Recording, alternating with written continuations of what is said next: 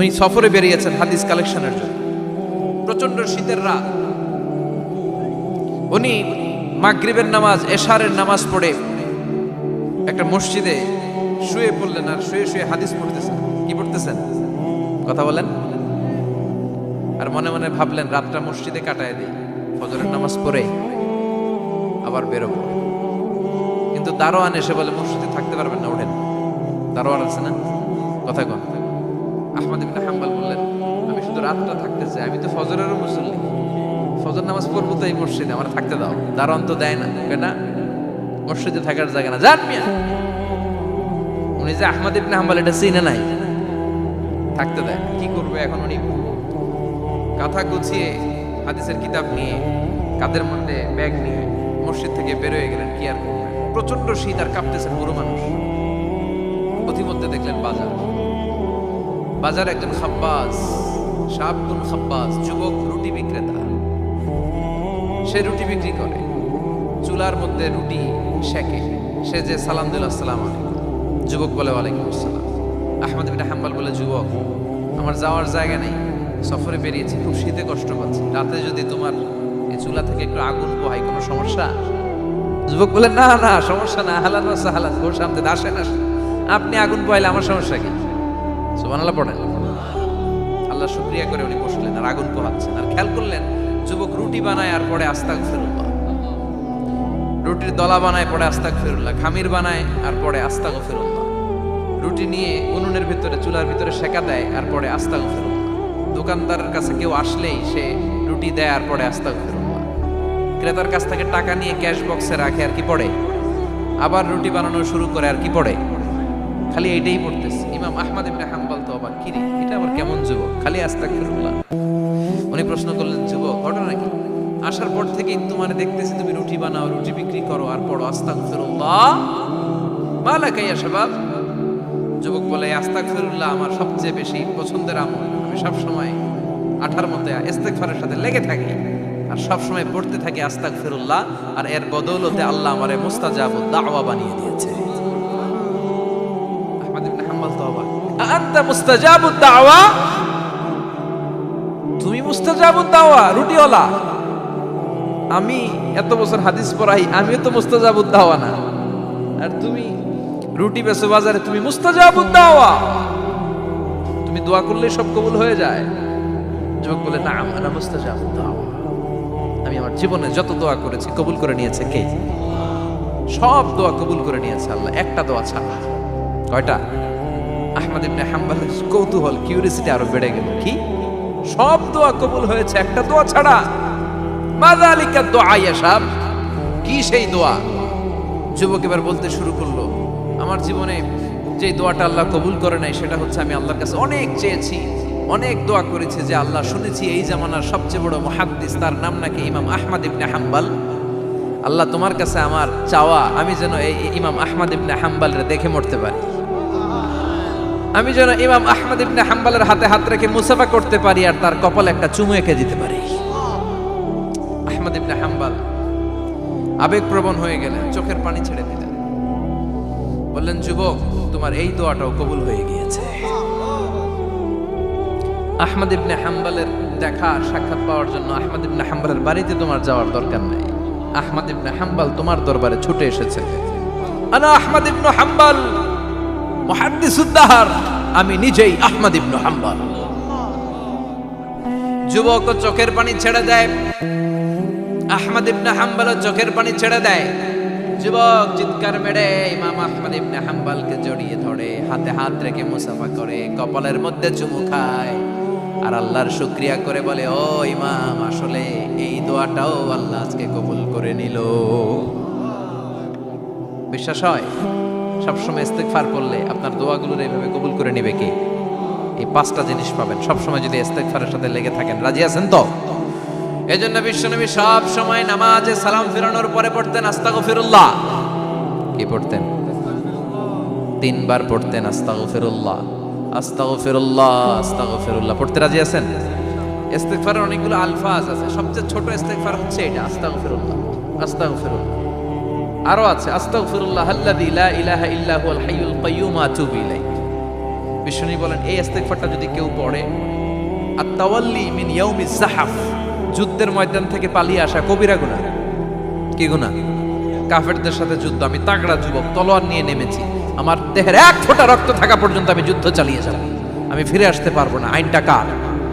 ফিরে আসলে কবিরা গুনাহ। বিশ্বনবী বলেন যুদ্ধের ময়দান থেকে ফিরে এসেছে এরকম কবিরা গুনাহ অবলম্বনকারীও যদি আস্তাগফিরুল্লাহ আল্লাযী লা ইলাহা ইল্লা হুয়াল হাইয়ুল কাইয়্যুম ওয়া আতুবু ইলাইহি পড়ে, ওই কবিরা গুনাহকারীকেও ক্ষমা করে দিবে কে? পড়তে রাজি আছেন তো? আবার সাইয়েদনা আবু বকর বললেন, ইয়া রাসূলুল্লাহ আল্লিমনি দুআআন আদউ বিহি ফি সালাতি, এমন দোয়া আপনি আমারে শিক্ষা দেন যে এই দোয়াটা আমি নামাজে পড়তে পারি। বিশ্বনবী বললেন, পড়ো আল্লাহুম্মা ইন্নী যালামতু নাফসি যুলমান কাসীরান ওয়া লা ইয়াগফিরুয যুনুবা ইল্লা আনতা ফাগফিরলি মাগফিরাতাম মিন ইনদিক ইন্নাকা আনতাল গফুরুর রহিম। সুবহানাল্লাহ পড়েন, এটাও ইস্তেগফার। আমরা এটার বলে দোয়া মাসুরা, সালাম ফেরানোর আগে পড়ি না? যেখানেই ক্ষমা চাওয়ার কথা আছে ওইটারই কি বলে? ইস্তেগফার। আল্লাহুম্মা ইন্নী যালামতু নাফসি, আল্লাহ জুলুম করেছি, যুলমান কাসীরা, অনেক জুলুম, ওয়ালা ইয়াগফিরুয যুনুবা ইল্লা আনতা, তুমি ছাড়া এই গুনাহ ক্ষমা করার তো কেউ নাই। ফাগফিরলি মাগফিরাতাম মিন ইনদিক, তোমার দয়ায় আমারে ক্ষমা করে দাও। ইন্নাকা আনতাল গফুরুর রহিম, তুমি হলা ক্ষমাশীল। ঠিক কি না? এটাও ইস্তেগফার, এটাও পড়বে। আর এই সব ইস্তেগফারের শ্রেষ্ঠ ইস্তেগফারের নাম সাইয়্যিদুল ইস্তেগফার। যত ইস্তেগফার হতে পারে এর মধ্যে সবচেয়ে শ্রেষ্ঠতম ইস্তেগফার নাম কি? কথা কন। বুখারীর বর্ণনা, শাদ্দাদ ইবনে আউস রাদিয়াল্লাহু তাআলা আনহু বর্ণনা করেন, এই সাইয়্যিদুল ইস্তেগফার দিনের বেলা যে পড়বে ওই দিনে মারা গেলে সে জান্নাতি। এই সাইয়্যিদুল ইস্তেগফার রাতের বেলা যে পড়বে ওই রাতে যদি ইন্তেকাল হয় ওই লোকটা জান্নাতি। মুখস্থ আছে না? কার কার মুখস্থ হাত তুলেন? মাশাআল্লাহ, তাবারাকাল্লাহ, মাশাআল্লাহ, মাশাআল্লাহ। আর যাদের নাই তাদের হোমওয়ার্ক, তাদের আল্লাহুম্মা আনতা রাব্বি লা ইলাহা ইল্লা আনতা খালাকতানি ওয়া আনা আবদুক ওয়া আনা আলা আহদিকা ওয়া ওয়া'দিকা মাস্তাতা'তু আউযু বিকা মিন শাররি মা সানা'তু আবু'ু লাকা বিনি'মাতিকা আলাইয়া ওয়া আবু'ু লাকা বিযামবি ফাগফিরলি ফাইন্নাহু লা ইয়াগফিরুয যুনুবা ইল্লা আনতা। সুবহানাল্লাহ পড়েন। আজকে রাতে পড়ছেন, মারা গেলে জান্নাতি। চিল্লায় পড়েন না আল্লাহু আকবার। এজন্য বিশ্বনবী বলেন আমার আগের গুনাহ মাফ, পরের গুনাহ মাফ, তারপরেও প্রতিদিন আমি 70 বার তওবা ইস্তেগফার পড়ি। আজকে থেকে পড়তে রাজি আছেন তো? বেশি বেশি ইস্তেগফার পড়া যাবে না? একটু প্রাণ খুলে দিল খুলে আওয়াজ করে পড়েন তো আস্তাগফিরুল্লাহ। আর জোরে পড়েন আস্তাগফিরুল্লাহ। আবার সবাই পড়েন আস্তাগফিরুল্লাহ। সব সময় তওবা ইস্তেগফার যারা পড়ে তাদেরকে পছন্দ করে কে? সব সময় জিকির করে করে জিহ্বাটারে যারা ভিজিয়ে রাখে তাদেরকেও পছন্দ করে কে? আল্লাহ বলেন ওয়াজকুর রাব্বাকা ফি নাফসিকা তাদাররুআন ওয়া খীফাতান ওয়া দুনাল জাহরি মিনাল কওলি বিল গুদুওয়ি ওয়াল আসাল ওয়া লা তাকুম মিনাল গাফিলিন। সুবহানাল্লাহ পড়েন। আল্লাহ বলেন ওয়াজকুর রাব্বাকা ফি নাফসিক, আল্লাহরে মনে মনে ডাকো। তাদাররুআন ওয়া খীফা, আল্লাহর জিকির করতে আল্লাহ বলেছেন ফি নাফসিক। বুঝতেছেন না অর্থ?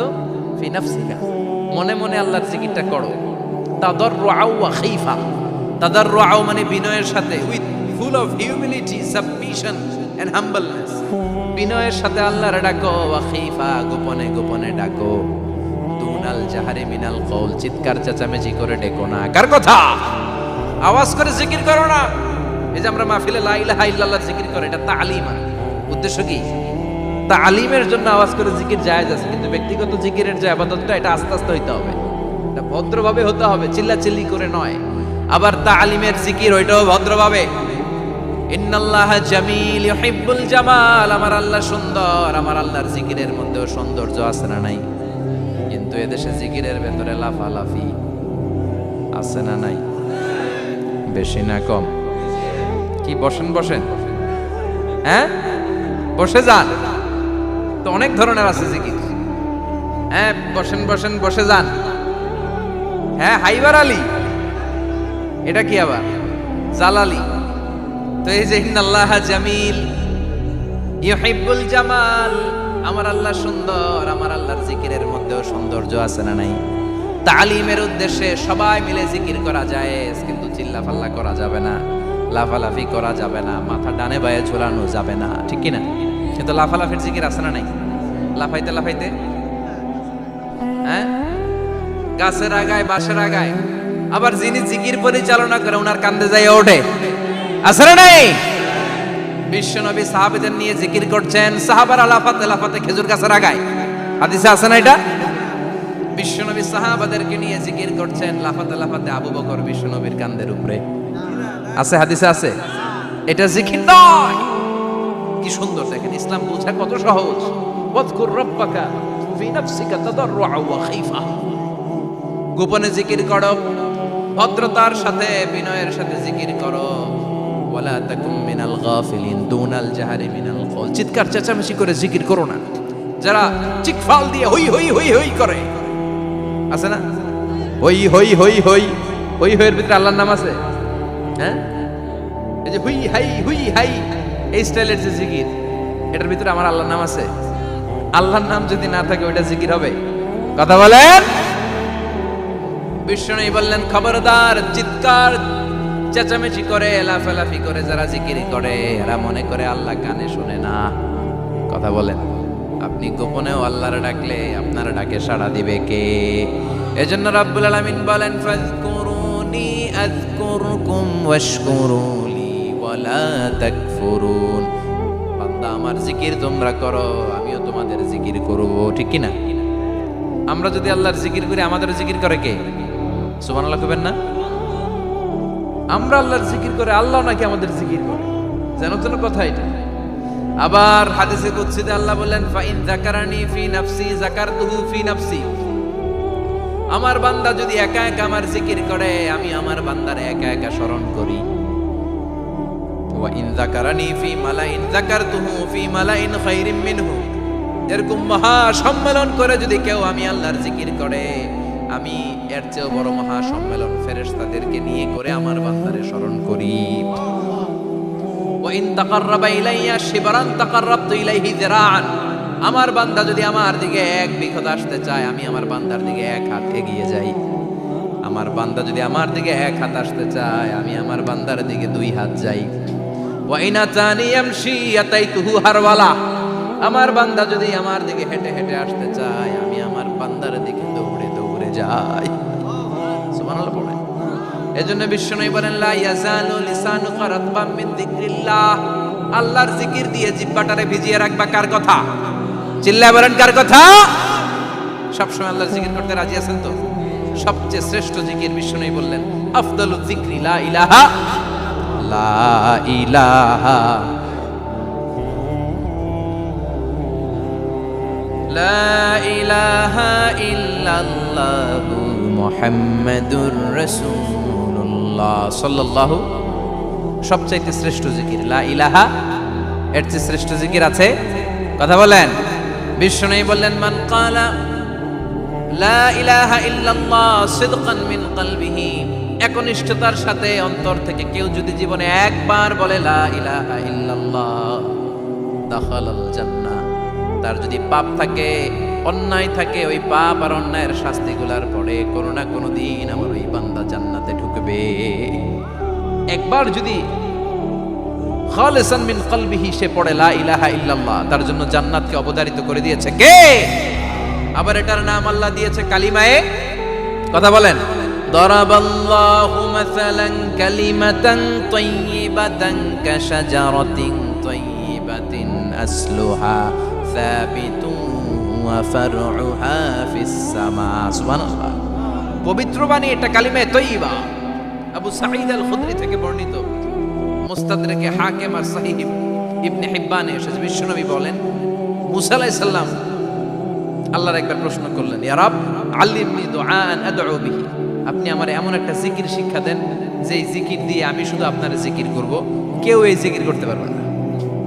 এই জিকির জানবো শুধু আমি আর জানবেন। কথা কোন? প্রশ্ন করছে কে? হ্যাঁ, কাকে করেছে? আল্লাহ এমন একটা জিকির শিখান যেই জিকির কেউ জানে না, আমি জানবো, আর ওই জিকির দিয়ে প্রাণ ভরে আপনারে ডাকবো। আল্লাহ বললেন, মুসা পড়ো লা ইলাহা লা ইলাহা ইল্লাল্লাহ মুহাম্মাদুর রাসূলুল্লাহ। মুসা আলাইহিস সালাম বললেন, আল্লাহ চাইলাম কি, কইলেন কি? লা ইলাহা তো জাতীয় জিকির, এটা তো আন্তর্জাতিক জিকির, এটা জানে না এমন কেউ নাই। এমনকি হিন্দু ভাইরাও জানে। কথা কম। আল্লাহ, আমি তো চাইছিলাম এক্সক্লুসিভ, আমার জন্য স্পেশাল, এর চেয়ে সুন্দর আর কেউ জানবে না। এত সুন্দর একটা জিকির আপনি দিবেন, এটা আমি ডাকবো আপনারে আর আপনি শুনবেন। আল্লাহ বললেন, মুসা এর চেয়ে দামি আমার কাছে না। লাউ তাদউ লা ইলাহা ইল্লাল্লাহ ফি কাফা, লা ইলাহা রে যদি মুসা এক পাল্লায় রেখে দাও, ওয়াস সামাওয়াতু সাবউ ওয়াল আরদিন, সাত আকাশ সাত জমিন যদি আরেক পাল্লায় রেখে দাও, লা ইলাহা এক পাল্লায়, সাত আকাশ সাত জমিন আরেক পাল্লায় ওজন যদি দাও, লা রাজাহাত কাফাতু লা ইলাহা ইল্লাল্লাহ, মুসা দেখবা মুহূর্তের মধ্যে লা ইলাহা ইল্লাল্লাহর পাল্লা ভারী হয়ে গেছে। সাত আকাশ সাত জমিন এক পাল্লায়, শুধু লা ইলাহা ইল্লাল্লাহ আরেক পাল্লায়, মুহূর্তে লা ইলাহার পাল্লাটারে ভারী করে দিবে কে? এটা বিপ্লবী বাণী। আমরা এটার ভিক্ষার মধ্যে লাগাইছি। এখন ভিক্ষা করার সময় লা ইলাহা আছে না নাই? একটা টাকা দিয়া যান, আমি গরিব ইনসান, আর সমান। একটা টাকা দিয়া যান, আমি গরিব ইনসান, আছে না নাই? জুমার নামাজের সময় ভিক্ষা করে, একটা টাকা দিয়া যান, আর লা ইলাহার জিকির লগে আছে না নাই? এটা আমরা ভিক্ষার জিকির বানাইছি। এটা তো বিপ্লবী বাণী। এই বাণীর পক্ষে যারা, তারা ন্যায় আর সত্যের পক্ষে চিল্লায় বলেন ঠিক কিনা? এই বাণীতে যারা বিশ্বাস করে, তারা এক আল্লাহর সামনে মাথা নত করে দেয়। গোটা পৃথিবীর কোন শক্তির সামনে ওই মাথা নত হয় না, ঠিক কিনা? এই লা ইলাহা যারা আমরা মানি, আল্লাহ ছাড়া কারো সামনে মাথা নত করব? কোন শক্তি আমাদের মাথা নত করাতে পারে? এই কালেমার আন্দোলন যারা করে, তারা আল্লাহ ছাড়া পৃথিবীর কাউরে ভয় পায় না। আর তারা চায় কালেমার পতাকা পৃথিবীর মধ্যে যেন পথ করে উড়ে, ঠিক কিনা?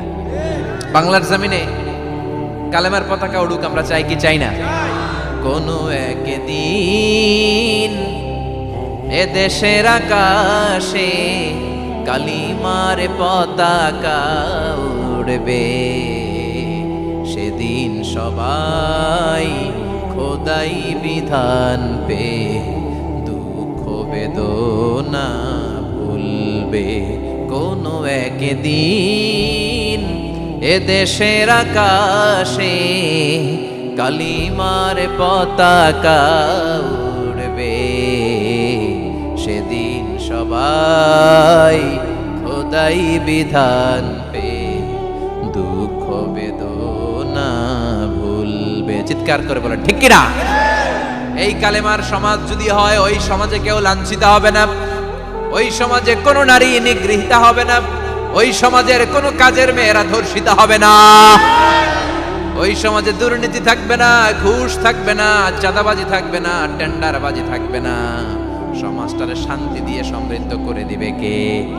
এজন্য সব সময় জিকির করতে হবে একজনের। চিল্লায় বলেন তিনি কে? শ্রেষ্ঠ জিকির হচ্ছে লা ইলাহা। করতে রাজি আছেন? সব সময় জিকিরটা করতে রাজি আছেন? Every night and every day, every night and every day, never forget to say la ilaha illallah, never forget to say la ilaha illallah. পড়েন, every night and every day, every night and every day, never forget to say la ilaha illallah, never forget to say la ilaha illallah, never forget to say la ilaha illallah. When you're walking down the street, use your time and repeat and say in every heartbeat la ilaha illallah. When you're walking down the street, use your time and repeat and say in every heartbeat la ilaha illallah. every night and every day, every night and every day. Never forget to say la ilaha illallah. চিল্লায় বলেন ঠিক কিনা? দিনে রাতে যে কোনো মুহূর্তে আমাদের জিহ্বার মধ্যে থাকবে কি? কথা বলেন, জিহ্বায় থাকবে কি?